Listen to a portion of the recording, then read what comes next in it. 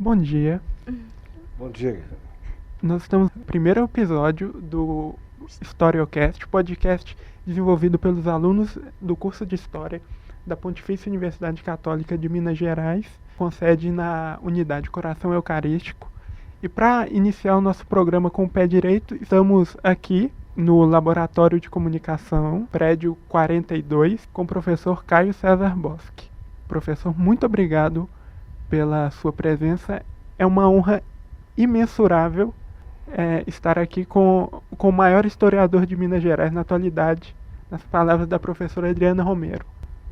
Muito obrigado a vocês por terem essa oportunidade, não só desse nosso contato, mas, enfim, ter a ocasião de divulgar mais, né, essa área do conhecimento que é tão central, não apenas para nós que estudamos história, que fazemos da história a profissão, mas daquilo que é essencial para todos os cidadãos.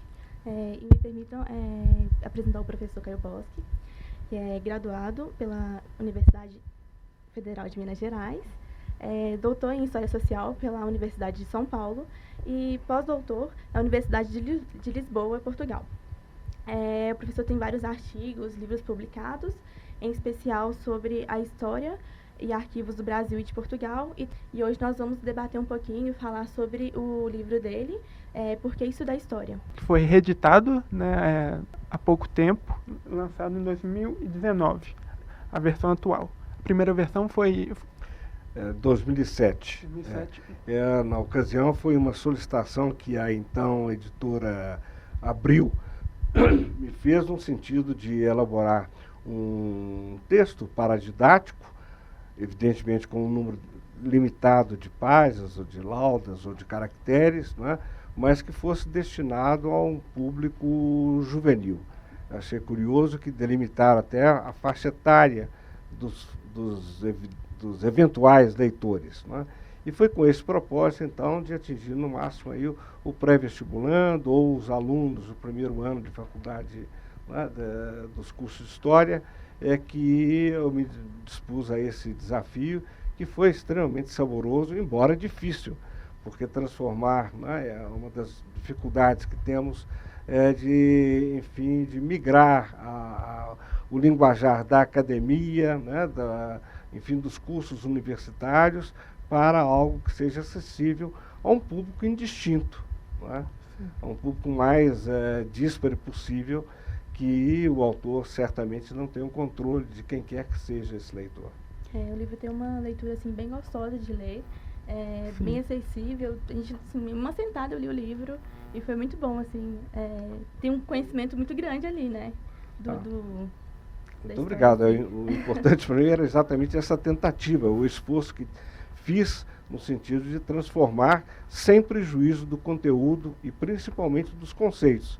Eu acho que qualquer área do conhecimento, né, ela tem que estar alicerçada nesse aparato conceitual, né, e isto era imprescindível que não pudesse abdicar desse postulado, né, mas, no entanto, também não complicá-lo e tornar uma linguagem que pudesse ser mais do que conhecida, assimilada pelo leitor. Só completando a fala da Natália, que o livro, assim, ele dialogou tanto com a nossa disciplina do primeiro período, Saber Histórico e Ofício do Historiador, ministrado pela professora Carla Ferretti, que, assim, o livro e as aulas dela combinaram, assim... Sim, o livro é uma aula, assim, pra gente. Sim. E foi o que mais deixou a gente nessa vontade de desenvolver o podcast, né? Porque é justamente fazer essa comunicação. Nosso podcast, a gente cria ele com a intenção de que ele se expanda para além dos muros da universidade. Sair um pouco do ambiente acadêmico, levar a importância da história, levar a complexidade da história para quem quiser ouvir a gente aí. Eu só posso louvar essa iniciativa de vocês, né? A única coisa que posso observar negativamente é estar começando por mim, né? Mas, não. De qualquer maneira, boa sorte, né, a esse empreendimento, que terá mais do que meu apoio, todo o meu entusiasmo, viu? No que eu puder colaborar, afinal estamos todos na mesma empreitada, que é, como eu disse no início, né, é a divulgação não da nossa área do conhecimento, mas do que ela é importante, né? não é só para o profissional da história propriamente dito, mas de dar um sentido à vida do homem, né? Eu acho que esse talvez seja a razão principal, né, de se estudar história. Com Sim, certeza. com certeza. E é algo necessário, muito necessário na atualidade, né? Assim, Mais do que nunca, mais do que nunca, né? É preciso, enfim, em alguns casos despertar, em outros estimular, né?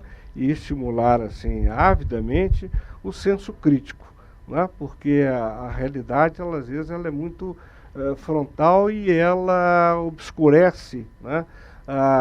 Efetivamente o que nos interessa é o que está por trás, né, do factual, por trás da aparência, a interpretação, consequentemente, daquilo que nos é embargado, daquilo que nos é vedado, né? E esse é o trabalho do cientista social e, em especial, do historiador. Com certeza. Então, professor, nós fizemos algumas perguntas. A maioria delas a gente meio que dedicou assim para quem quer aprender um pouco mais sobre história, para quem tem a vontade de fazer o curso, mas não tem uma confirmação, né? Que foi algo que eu, por exemplo, passei. Se eu tivesse lido o livro antes, eu teria com certeza escolhido bem antes, assim, porque realmente assim é bem esclarecedor. Para você, não, pode cortar essa parte. Para o senhor, perdão, o que é história e qual a sua importância? Olha, essa é a pergunta mais difícil que você poderia me propor, viu? Não só a mim, mas acredito a todos aqueles que têm, né, a veleidade de se debruçarem sobre o conhecimento histórico. Eu me lembro, né, ainda logo também, tal como vocês, iniciando o curso de História, de um livro que me marcou e que continua a marcar-me, que é o livro de Mark Bloch, né, Apologia pela História ou Ofício do Historiador, que se inicia por vamos dizer, por uma cena muito simples, mas com essa profundidade da pergunta que colocam. Uma criança dirigindo-se ao pai, que é um historiador, e pergunta a ele: para que serve a história? E ele diz: olha, é de uma criança que eu recebo a pergunta mais embaraçosa, e é por isso que ele vai se dedicar, então, a tentar dirimir essa dúvida ou essa interrogação que lhe é posta. Mas, para não ser evasivo, né, e não me furtar a pergunta tão direta, eu diria que, fundamentalmente, né, a história é uma forma de compreensão da vida, né? Portanto, é dar sentido a ela, mas, acima de tudo, perceber como é que as coisas se passam, para que a gente não tenha essa condição de quase de naturalizar as coisas. Muito ao contrário, eu acho que a história é um instrumento, né, de desnaturalização de tudo aquilo que nos acontece, do nosso contexto, das ações ao nosso redor, das nossas próprias ações, né? E também de perceber como é que essas ações se fazem, como é que elas enfim, como é que elas se desenvolvem, né, na medida em que a noção de processo é essencial na história. De processo, não de evolução. Parafraseando Mark Bloch, é a ciência dos homens no tempo, né? Perfeito, sem sombra de dúvida, mas sempre tendo, e evocando novamente Bloch, né, sempre tendo o presente como eixo. Afinal de contas, né, normalmente quando se fala que vai estudar história, ou que se tem alguma aptidão pelo estudo da história, é pensar em história como sinônimo de passado. Definitivamente não, na minha opinião, né? O que nos orienta ao cultivo da história, ao estudo da história, é a realidade na qual vivemos, né? São as interrogações que temos, são as nossas perplexidades, as nossas angústias, que nos levam, então, ao estudo. Evidentemente que esse estudo só pode ser regressivo, né? Só pode ser de uma realidade pretérita, mas não ela em si, né? Mas para que ela ilumine, para que ela, então, possa esclarecer as nossas inquietações, as nossas aflições. Então, professor, justamente falando sobre isso, né, que não é uma coisa do passado, que todo mundo pensa, estudar a história vai ficar só no passado. E a gente, no segundo período, tá vendo o quanto é complicado estudar os fatos que vêm se desenrolando no presente, que vem a próxima pergunta, que, para o senhor, tudo tem história? tudo, a historização é absolutamente necessária. Não é? O mal é que, né, e nós estamos num período no nosso país em que isso acontece, em que se busca, né, neutralizar os estudos históricos, obscurecer, voltando ao verbo, né, o entendimento do porquê e do para quê da história. Acho que mais do que nunca, né, essa oportunidade de nos determos ao conhecimento do presente, né, e não a volta pura e simples enfim, sem sentido, né, ao passado por ele mesmo. E, professor, qual o papel da história na atualidade? É esse, acho que fundamentalmente de esclarecimento, de interrogação, né, enfim, para que as nossas perplexidades, que já são tantas, né, mais do que se exacerbem, mas que elas possam ser explicadas. Eu acho que a história, como nenhuma outra área do conhecimento, tem um compromisso de um lado, né, mas propicia um instrumental, ferramentas, não é? Que possam, mais do que aferir, que possam explicar e nos fazer compreender esta realidade. Não é por acaso que nos momentos, não é? E em regimes, em sistemas ditatoriais, autoritários, a primeira providência em matéria de ensino é neutralizar ou substituir ou simplesmente aniquilar o estudo da história. Não é? Veja que essa visão passadista está muito presente nos nossos dias, né? De uma recuperação pura e simples do passado como se fosse uma exaltação. Não, repito, o que nos interessa é o conhecimento da realidade presente. É essa na qual nós vivemos, na qual nos inserimos, né? E por isso mesmo precisamos estar mais esclarecidos, né? Numa verticalização da nossa realidade, do nosso cotidiano. Essa parece a principal lição que a história nos traz e a principal contribuição da história. É muito bem ilustrado por uma fala da professora Louise Starling, que ela em uma palestra disse assim, por que o historiador é perigoso ao totalitarismo, em tempos totalitários? Porque ele, em tempos de totalitarismo, é a pessoa que pode dizer, existe uma solução melhor.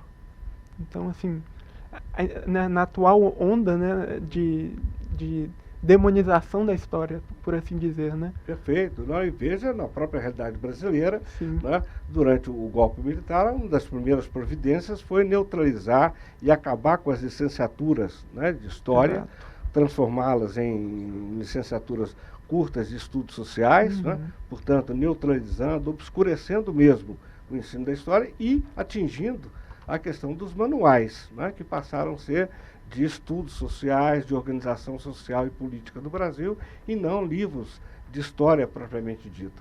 Isto é comum nos regimes totalitários, né, nessas ocasiões de exceção, e esperemos que não seja tão flagrante isso na realidade presente. Né? Os tempos são sombrios, os tempos são obscuros, né, e esperemos, e aliás, esperemos não, né, vamos nos empenhar para que não aconteça como em outras ocasiões, e essa é uma das funções da história, né?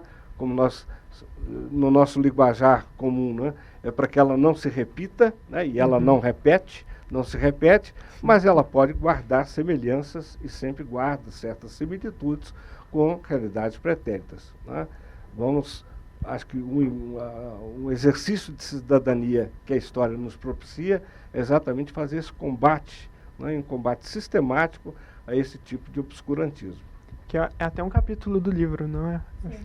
Eu não consigo como se dissociar, né, história da prática da cidadania. Ao contrário, é um instrumento não é, de aferição, um instrumento de percepção mais aguda, mais vertical daquilo que compõe o nosso cotidiano. E essas consequências não atingem só a sociedade, a história em si, né? Mas o historiador, a função que ele exerce, né?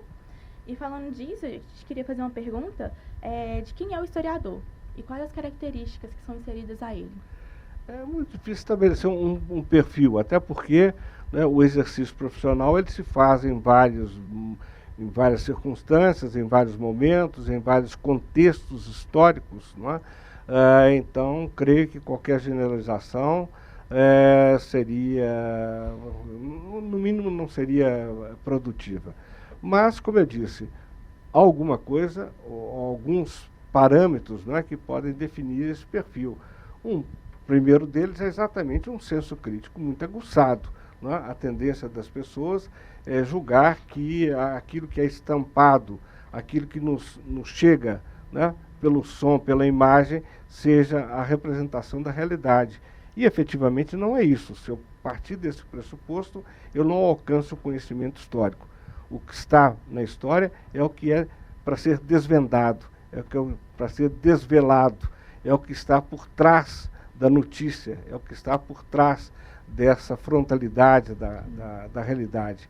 E é isto, não é? Acho que independentemente de qualquer circunstância, essa é uma das características, não é, do perfil do historiador, esse senso crítico, essa condição de pensar historicamente as coisas. Não é? Eu sublinho a frase, pensar historicamente a realidade. Sim, é engraçado, né, professor, igual você falou, que o historiador ele tem que ter um senso crítico muito grande. E hoje em dia a gente vê que o trabalho do historiador ele é muito questionado, né? Porque as pessoas não consideram todo o trabalho, toda a pesquisa que a gente desenvolve aqui dentro da academia. E é exatamente com isso que eu queria te perguntar com que o historiador trabalha, sabe? O que diferencia um historiador de uma pessoa que não passa por essa formação e sai disseminando. Possui conhecimentos. Possui conhecimentos, mas não passou por uma formação, né? Igual a gente vê que, inclusive, não é nada fácil essa formação. E sai por aí transmitindo esses conhecimentos, às vezes não da maneira mais correta. Bom, Luiz, eu acho que, antes de mais nada, como toda e qualquer profissão, a nossa é aquela que requer, né, mais do que um desprendimento, não digo vocação, mas uma grande paixão. Né? É preciso que nós tenhamos essa consciência do nosso papel social, da nossa condição de inserção, na verdade, e mais, com isso eu estou querendo dizer claramente o seguinte: qual é o compromisso social do historiador, né? Que é essa batalha diuturna de esclarecimento, de propiciar uma compreensão crítica da realidade em que nos abriguem, da qual nós somos partícipes, e mais do que isso, em que nós somos agentes e atuantes. Né? Não se trata de simplesmente conhecer história, trata-se de atuar sobre a história. Né? Então, o papel do historiador não é apenas de transmitir conhecimento, ou de buscar produzir esse conhecimento, mas de, a partir dele, dessa produção, vamos dizer, conhecimento, né, fazer com que ele tenha uma utilidade, para que ele possa ser um instrumento, como eu disse, de percepção e de transformação da realidade. História, indubitavelmente, é sempre sinônimo de transformação, de mudança. Alguém que fala comigo em dinâmica histórica, eu diria que está quase que proferindo aí um pleonasmo, né? A história é, por natureza, processual e dinâmica. Né? Por isso é que, no início da nossa conversa aqui, eu renegava a ideia de evolução, porque, na realidade, a realidade histórica ela é de oscilações, ela é de conflitos, ela é de, portanto, daquilo que vamos dizer, que estabelece, vamos dizer, uma relação dialética e não evolutiva. Mas, enfim, dentro dessa perspectiva, o que eu imagino é que nós tenhamos, dentro desse compromisso social aí, a necessidade de, enfim, de reunirmos, né, um conhecimento o mais díspare possível. Se você me perguntar, bem, história seria uma ciência, acho que é uma discussão que realmente não cabe, inadequada. Eu estou sempre me referindo aqui, tendo cuidado de me referir a ela como uma área de conhecimento. Não é renegar, não é afastar a hipótese de ser uma ciência, mas se eu parto de um pressuposto de que ciência precisa ter um objeto próprio e um método próprio, eu não reconheço essas duas qualidades ou esses dois requisitos na nossa área do conhecimento. Por isso mesmo, então, onde é que está o objeto, onde está o método ou os métodos dos quais utilizamos? Nas variadas ciências que nos cercam. Né? E eu acho que, então, a riqueza da história não é pobreza. A riqueza dela está exatamente em que ela reúne, né, postulados, princípios, conceitos de ciências que são afins. Aí sim, eu vou buscar na sociologia, eu vou buscar na antropologia, na linguística, na história, no direito, na economia, enfim, né, nas mais variadas áreas do conhecimento científico, aquilo que vão ser, aquilo que vai formar, né, o universo vamos dizer, do meu ferramental para análise da realidade. E repito, né, é mais difícil, sem sombra de dúvida, né, porque seria mais cômodo, talvez mais fácil, se nós tivéssemos essa postulação, essas premissas já previamente estabelecidas. Como eu lido com algo que é extremamente dinâmico, a dinâmica está na sua essência, é inerente à história, né, eu tenho que estar atento, sim, às variadas formas que eu posso buscar em outras ciências para aplicar, para utilizar na compreensão dos fenômenos históricos. Né? E repito, então, que esse é um dos fascínios que temos, embora, evidentemente, que ele nos cause maiores dificuldades, mas necessariamente temos, né, que fazer essas inferências, essas relações, e mais do que isso, a apropriação do aparato conceitual das outras ciências. Professor, você falou um pouquinho sobre os instrumentos que o historiador usa, né? O que ele tem. Eu queria que você falasse um pouquinho sobre o que são as fontes para o historiador. Como que ele pode utilizá-las a seu favor e o que elas representam, né? O que representa analisar uma fonte histórica. As fontes seriam o Becker, né? Todos aqueles instrumentos que o químico tem, que o biólogo usa, seriam as nossas fontes, né? Sem sombra de dúvida. Você já me fez o favor aí de responder a pergunta que a Natália coloca. De fato, não é um simplismo, nem é uma resposta evasiva, mas é isso mesmo. Fontes históricas são todas aquelas coisas, e coisas no sentido amplo, é tudo aquilo, né, que possa me dar alguma informação para o entendimento de uma determinada realidade. É evidente que, do ponto de vista, ao longo da história, as fontes quase que se confundem com fontes textuais, e dentro das fontes escritas, as textuais. Mas, na realidade, como, né, já se disse, o ar que se respira, a paisagem que se vê, né, o resíduo de uma telha, né, o microfone que estamos utilizando, tudo isso são, né, objetos e, enfim, são informações que recebemos. É da argúcia, é da sensibilidade, é do tino do historiador dar validade a isto. Né? De alguma maneira, o microfone está sendo utilizado com uma finalidade, mas eu posso, a partir dele, né, fazer uma série de inferências sobre a forma pela qual ele foi feito, por quem ele é feito, como é que ele é utilizado, etc., etc., que são aí fontes históricas. Então, é isto. Fontes são todas aquelas, para o historiador, são todos aqueles instrumentos, são todos aqueles resíduos, são todos aqueles, enfim, panoramas, cenários e tal, que podem nos fornecer alguma informação, evidentemente, né, na razão direta da sensibilidade do historiador, para dar validade a que se capte informações aí no âmbito dessas fontes, ainda que as mais usuais sejam as fontes textuais.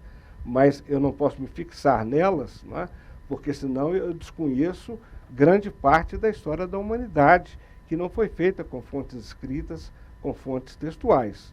Na própria história do Brasil, né, ela ficaria invalidada se eu me ativesse exclusivamente nela. Né? Temos um país que tem 500 anos de escravidão, que não foi totalmente abolido entre nós, nos seus vários nuances, não é?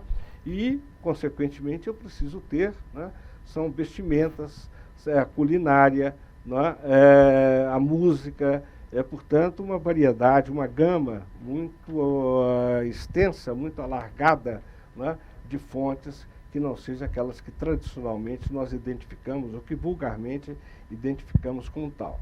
Tá? Mas, enfim, genérico e muito simplificadamente, eu diria que é isto.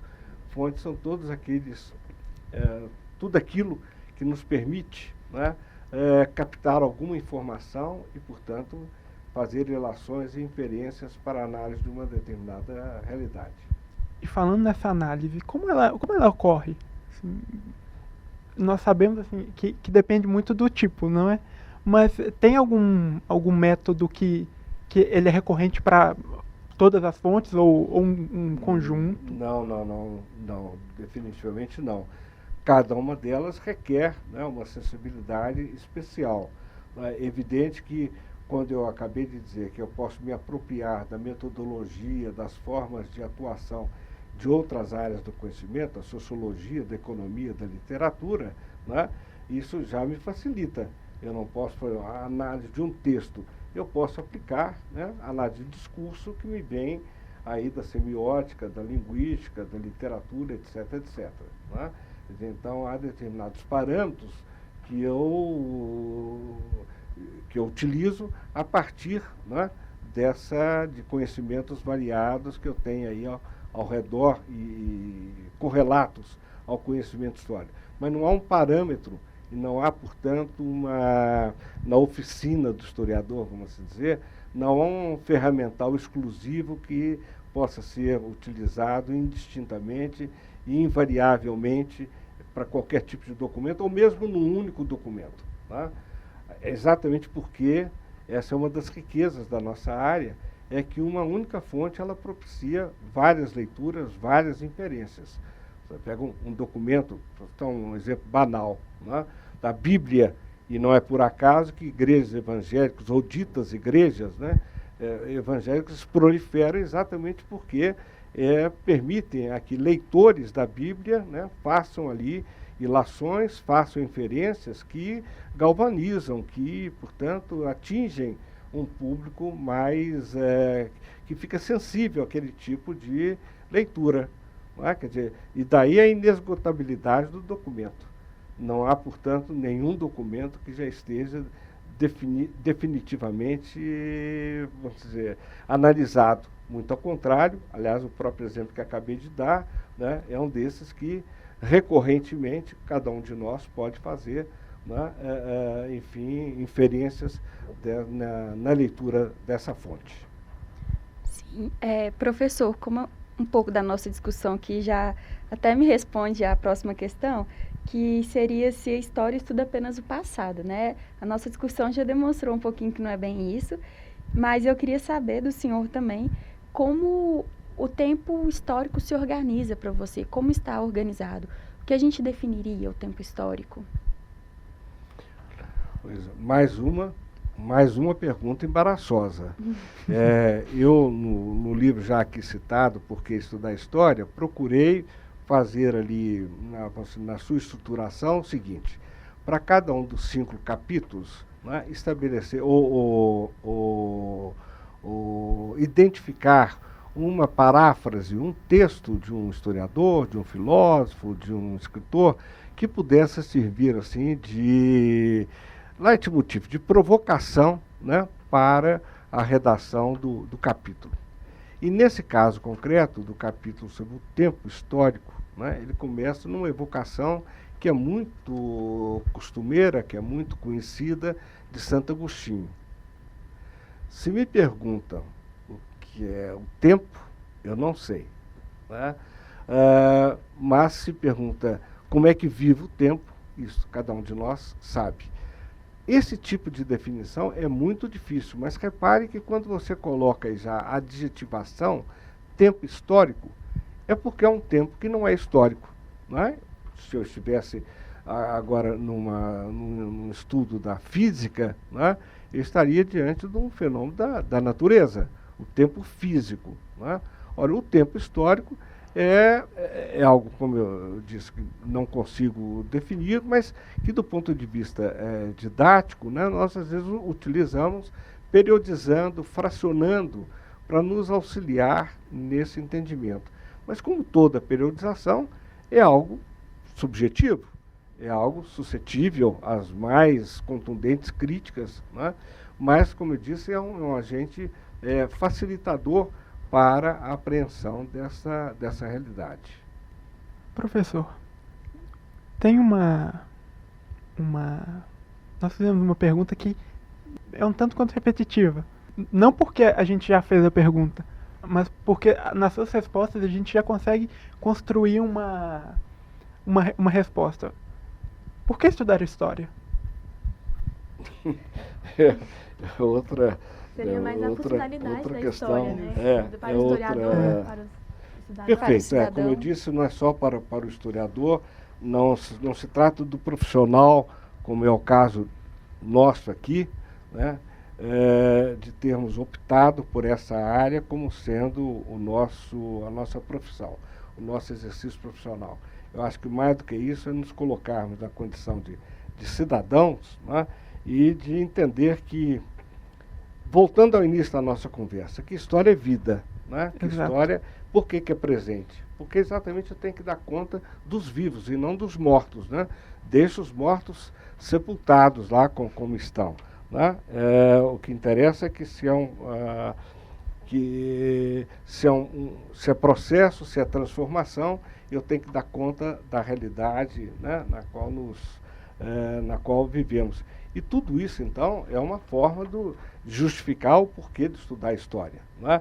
Não é um recurso, uma volta ao passado, como se fosse um passatempo, fosse um esclarecimento, porque, repare, numa condição, quando eu tenho alguma dificuldade, quando eu tenho algum destempero emocional, algum abalo emocional, né, eu procuro o auxílio de um profissional da área da psicologia, da psiquiatria ou algo análogo, né, e, é claro, nessas conversas, nessas sessões, né, eu não vou recuperar toda a minha vida. Aliás, eu não consigo recuperar o que se passou há 5, 10 minutos atrás com absoluta, né, fidelidade. O que esse acompanhamento me permite é exatamente, né, fazendo perguntas, interrogações daquilo que pode justificar ou pode explicar essa minha angústia, essa minha inquietação de um momento, né? A mesma coisa fazemos com a história. Nós não temos que estudá-la na sua inteireza e nem conseguiremos, porque ela não está totalmente reconstituída. História é sempre uma aproximação, ela não é uma reconstituição do passado, é uma forma de se aproximar do passado. Mas mesmo essa aproximação, ela é parcial, ela não tem a sua totalidade. De modo que, assim como num ato psicologia, né, eu busco do passado apenas aquilo que ele permite, né, explicar a realidade em que eu me encontro. E por isso mesmo, como eu disse, história é um instrumento de vida, é um instrumento, né, é uma condição visceral que carregamos, né? Não só como partícipes da história. Quando eu digo partícipes, eu estou colocando a situação de que todos nós temos que atuar, né, e não esperar que as coisas aconteçam, né? Nada cai do céu, e por isso mesmo somos agentes de transformação da realidade em que nos inserimos. E repare que isso é tão mais verdadeiro na atualidade brasileira, né? Exato. Mais do que nunca requer aí de nós um exercício de cidadania, onde a história cumpre um papel essencial. Se não é dizer amém, e ao contrário, a única coisa que o historiador, única não, mas das muitas coisas que o historiador não deve fazer, né, é concordar. A condição do historiador, uma das condições primárias, que vocês me perguntaram do perfil, é sempre desconfiar, né? É sempre aquilo que já Descartes definia, não só para a história, né, de que há uma dúvida metódica que eu tenho que colocar em todos os momentos. As coisas não são como está na aparência, ao contrário, a aparência, ela mascara, ela dificulta o entendimento. E é essa a nossa ação profissional, né, de poder, mais do que dirimir, né, ser aí, como também o livro evoca muito, né, uma expressão do Legoff, de que história deve ser um instrumento de libertação, e não de condenação, e não de apaziguamento, e não de certeza ou de anestesia, né? o que às vezes nós vemos ao nosso redor em algumas ocasiões, é exatamente esse apaziguamento, a história como fator de neutralização, né, quando, ao contrário, ela deve ser, mais do que de conhecimento, como instrumento, né, de transformação da realidade. Muito obrigado, professor. Não por isso, sou eu, mais uma vez, que agradeço a vocês e reitero, né, os votos de muito sucesso nessa empreitada, nessa louvável empreitada de vocês. Obrigado. Em nome de todos os alunos participantes do projeto Historiocast, Historiando o Dia a Dia, nós agradecemos a participação, a sua entrevista, que você deu o seu tempo, né, para nós aqui hoje. E recomendamos, leiam o livro, porque é muito bom. Muito obrigado. Obrigada. Obrigado.